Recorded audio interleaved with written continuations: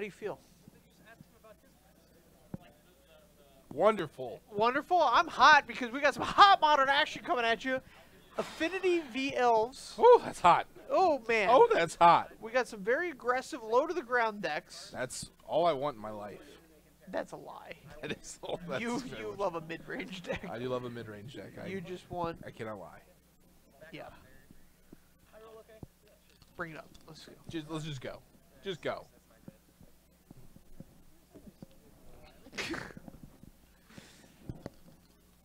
All right.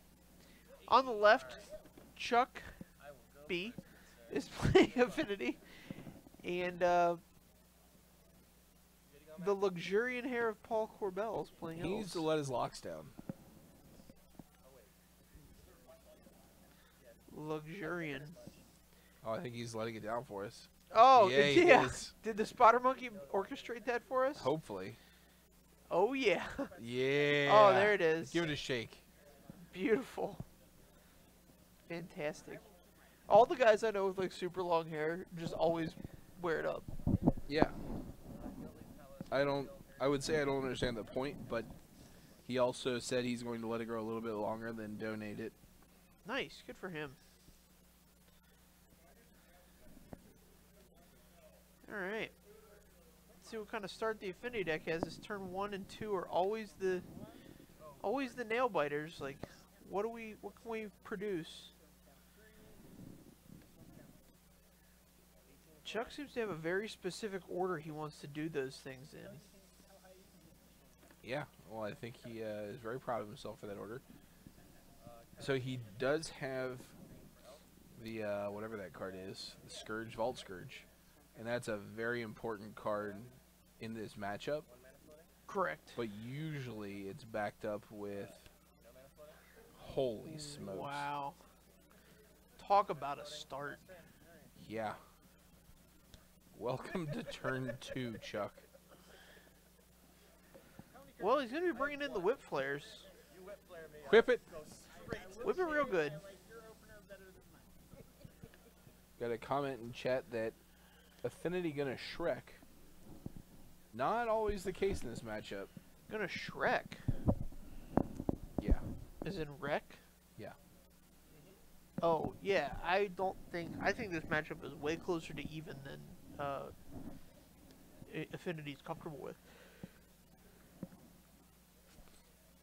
I actually like giving the edge to Elves. Okay. So I'll say this: I'm never like afraid to play this matchup, but like I definitely, once I realize what they're on, like I definitely like put all my effort into thinking about, you know, what I could possibly do, you know, what the possible outs are. I'll take my time way more than normal. And absorb 2 damage here. Not willing to trade on any of the others. Yeah, so he's going to give himself a turn or 2 to get the Steel Overseer active. Oh, no. Okay. He's going to let the Volskerd trade off with the mana production engine of... I am a fan of killing the Heritage Druid, but not a fan of doing it with the Vault Scourge.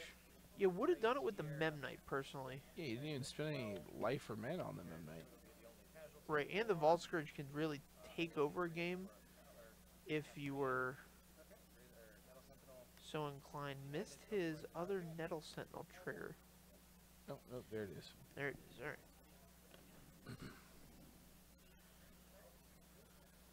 Are you drawn with this? Oh, that's a Razor Forsaken, not a Rising Enemy. I am doomed. You're doomed to make that mistake 1,000 times. Yes. The Scourge of 1,000 Lashes. Not quite. Okay. See what the draw for Chuck is. Chuck's got the strong play of Edged Champion. It's not like the most amazing card here, but it's going to eat an attacker every time that Paul gets in.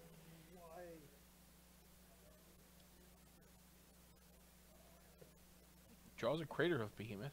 And the Heritage Druid being down is pretty much the worst. the worst possible. Paul needs some help. Yep. Coco off the top. Shaman of the Pack, yeah. Shaman of the Pack's a good one. Only deals 8. Doesn't quite get him there, but I'm sure the attack afterwards would. And Chuck luckily has a Galvanic Blast in his hand.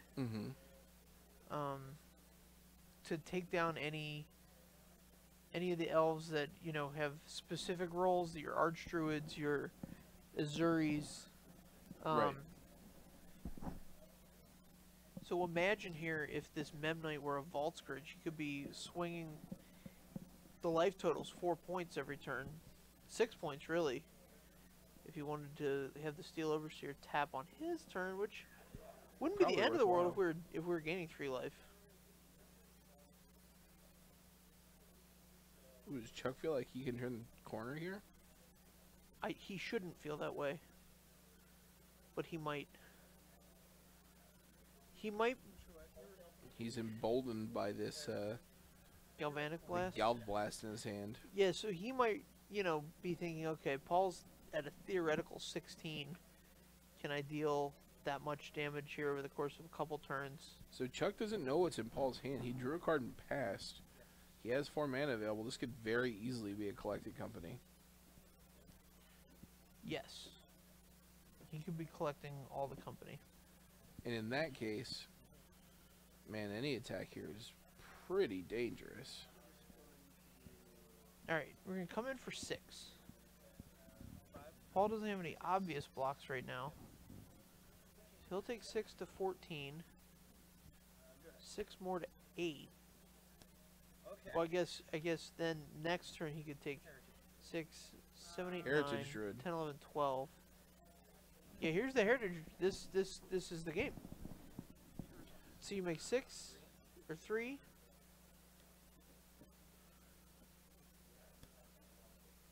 Six, 7, 8.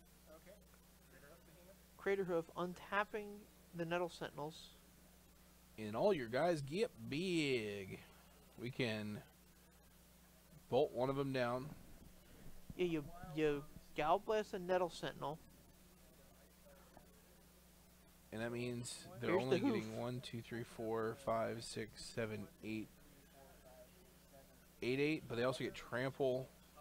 Yeah, and he has haste Yeah. So that's game. and gain trample. So Hoof, there it is. Yep. So I guess Chuck was right to get aggressive there. He could have brought in 4 more damage. I guess if he would have come in with everything and had the Galvanic Blast, Paul would have been... He would have been forced to block as much as possible, but he would not have been able to then hoof him back for all that damage. Right, but then you're just dead to a Shaman of the Pack off the top. No, my point is that if Paul doesn't block aggressively and have his elves die, then you get the Galvanic Blast him out. I think you could have dealt the 16 there. Because you had 4 more in the air to put him to 10. Yeah. And so then you just have to find 6 damage somewhere else on the ground. Well, you've got exactly 1 Mem Knight. Right. Okay, you're right. You're right. Say it again. You're right, and handsome. Perfect. That's just what I wanted to hear. But yeah, Elves. I think Elves are favored in game 1 here. Yeah. They certainly looked good there. I think Affinity is favored in games 2 and 3, assuming they have the Whip Flare. Yeah, I know that Elves has bring in quite a few sideboard cards.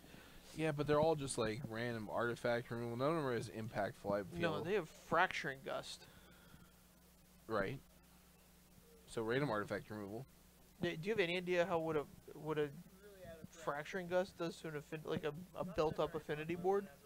Yeah. Because Affinity has to build their board against you because Right. you go so wide. Right. And so then if you get to Fracturing Gust them on turn 4 or 5, Sure. you just get to win the damn game. You Okay. gain like 8 or 9 life, or 8 to 10 life, I guess. Like 4 for one of them. Plague win their side. Gain a billion life. Get the cranial. You get all the cranial platings. Every one. You don't get the Darksteel Citadels, but you get a gain of life off them still. Oh yeah. It doesn't read for each artifact destroyed this way. I don't know. It might. I'm just talking on my butt now. Well, at least you're willing to admit it while you're doing it. Yeah. Oh, it's also an instant. That's a big deal. Oh, jeez. The spotter monkey's playing tight over here. I was playing loosey-goosey with it. He's playing it before blockers are declared. Yikes. Yikes. Spider Monkey thinking ahead. Now if we can just get him to keep those life totals Yeah, up to date. That'd be up great. to date, we'll be in good shape. That'd be the best. He's playing the Kid Stone out there, though. So. True. So for Chuck, do you think the Gear Per Aether Grid is a reasonable include in the sideboard? Yeah, so the cards, and it's depending on how his list is built. In my list, I play 4 Edge Champions in the main because of Jun's dominance right now. Yeah. And then I have 2 Whip Flare, 2 Aether Grid in the sideboard, so I bring all 4 of those in because I don't want any of the Edge Champions. Gotcha. So depending on how many cards he has to take out, I also have like one more spot I can take out a Spell Skite, which isn't a common. I mean, it used to be played a lot, but I'm playing it now, and not a lot of other people are, so Right. I'm making that decision. I'm kind of Kataki. Oh, wow, wacky Kataki. Wacky Kataki. Oh, and this is the type of hand that a Kataki just eats up. Do we have another 0-coster? Show me the money. Nope.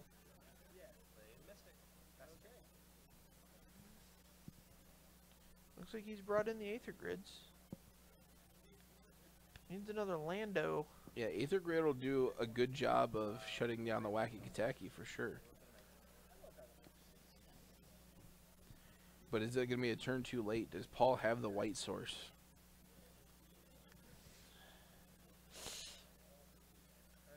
Yep. He does. That's a Horizon Canopy if I've ever seen one. Oh, and he's chosen... Oh, okay. Okay, we were making mana there. The old Wacky Tabaki, or Kataki. And, So you're going to want to keep the Vault Scourge and the Mox Opal, letting the Signal Pest die. And just keep trying to chip away. for one? Until you can, until you can assemble 3 lands into play to be able to put the Aether Grid into play and get the Kataki dead. So you can come back from this. Kataki. So what it does is it gives all your artifacts an upkeep of 1. Yeah. This includes artifact lands. And Mox Opal is basically an artifact land. Pretty rough.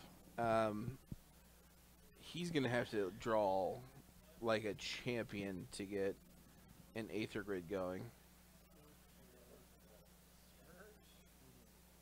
So sometimes it's hard to figure this out. Okay. Oh, I see what he did here. Okay, this is interesting. This is one way to go about it. Does draw a second land. Here's another land. And so now he can play his Cranial Plating and pay for both of them next turn. If he gets and if he another draws a land, third land, he can equip it. Yeah, that feels good. So he's orchestrated this well here.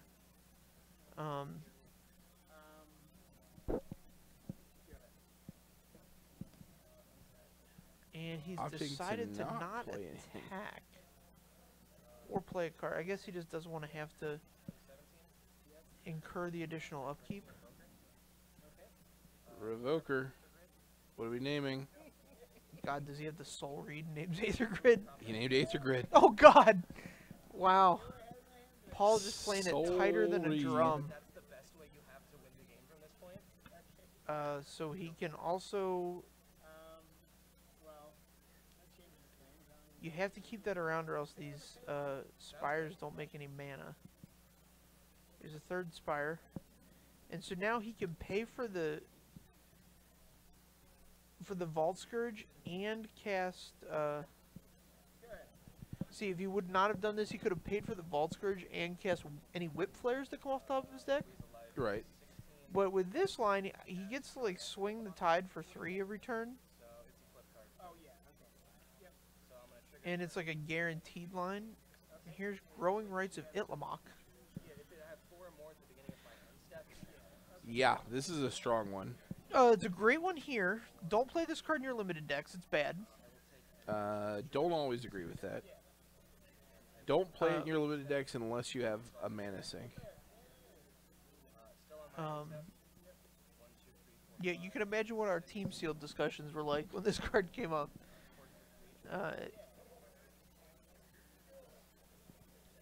So we're going to search for 3.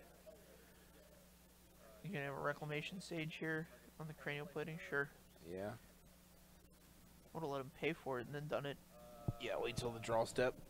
Or just like let him pay for it, equip, and then like ding the Vault Scourge down. Oh, he didn't pay for Kataki.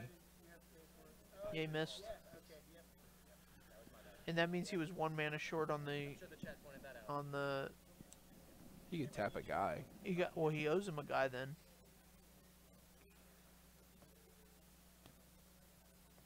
Because it means the Court of Calling was 1. Alright, so now pay. I hope he hits a Whip Flare here. I hope he hits the Justice Whip Flare.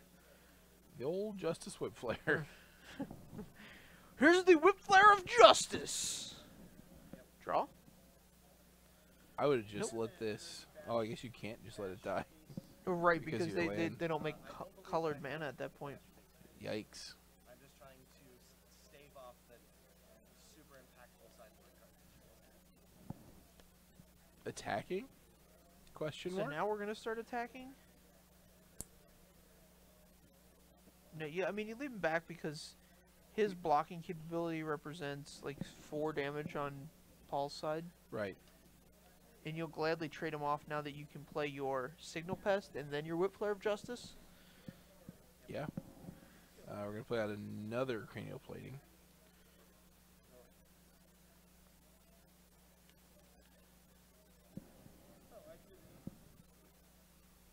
Yeah, you could have. 4 mana. 3 mana, sorry. 6 mana. Archdruid. 6 mana. Growing Rights of Itlamok. Oh, I guess we're not legend ruling. What do you mean? Because one's an enchantment, one's a land right now. Is it a Selfless Spirit? It's a Selfless Spirit. Still have 2 in the pool.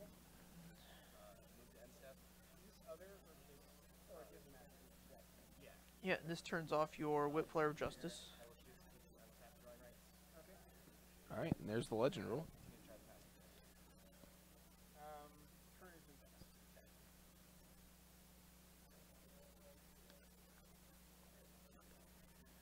This is a rough one. So you have to pay this turn, right? Yeah, you pay the 2, equip, attack in. Hopefully the Selfless Spirit blocks and he sacrifices it to prevent you from gaining all the life. Then... It's like 3 life. Well... And you're just dead on the crackback. Are you dead? 1, 2, 3, 4, 5, 6, 7, 8, 9, 10, 11, 12, 13, 14, 15, 16. Barring shenanigans. Nope, nope. Island of Despair, not the Whip Flare of Justice. Airport Aether Grid of... Doesn't matter anymore. I have myself at 17. I have myself at 17 as well. Oh, yeah, yeah. What we got? Alright, so he goes down, takes the damage from the Spire of Industry, firing off a Coco. I promise I'm trying to kill you as quickly as possible. Eternal Witness Archdruid. Look at how druidic I am. All these druids. Oh, is one of them, is that an Eternal Witness? He's getting back the thing. He's going to attack for... 10, 11, get the hoof. Yep, gets the Crater Hoof. That's the show. And hoof, there it is. Hoof, hoof. Yeah, so that turn 2 Kataki was just a brutal, brutal turn of events. Yeah. You saw Chuck never get out from under it. That card is effective. If you're ever... Kataki. So, some decks want Stony Silence, other decks want Kataki. And this is a Kataki deck. This for is, sure. this is a Kataki deck because of the Court of Callings and the collecting companies. But if you can manage Kataki, you should play him Oh, yeah. over Stony Silence, in my opinion. Kataki is a very strong one. It's a much easier card for Affinity to interact with. Yes. And that's the downside, but Chuck just didn't have that hand. Right. He He didn't had have like a Galvanic Blast or A with Glimmer Flare. Void in hand instead of one of these Spire of Industries. He would have Oh, been much sure. better shape. Yeah, right. Because then you can let everything die and play the... Yeah. You lose a land, Very interesting. but you don't lose the game. You do lose the land, but you get to win the rest of the game. So... All of the rest of the games, ever. Oh, Unstoppable. that's, hyperbolic. Like the Juggernaut. Juggernaut, bitch. Yes. Well, actually, not. We will be back for round 4 here in about 20 minutes. It's kind You of just- the you crowd's just thinning made out. up that number. No, well, it said 30 on there, and the crowd's thinning out, so I'm giving them -10. Oh, penalty? 10-minute penalty? Well, 10-minute get here For a thin beforehand. I crowd. don't want them to miss any of the hot modern action. Yeah, we're gonna It's come up their with a hot last one opportunity. for the 4th round. 4th and final round. We've got some hot decks we still got to show, so we'll see you guys here in about 23 minutes.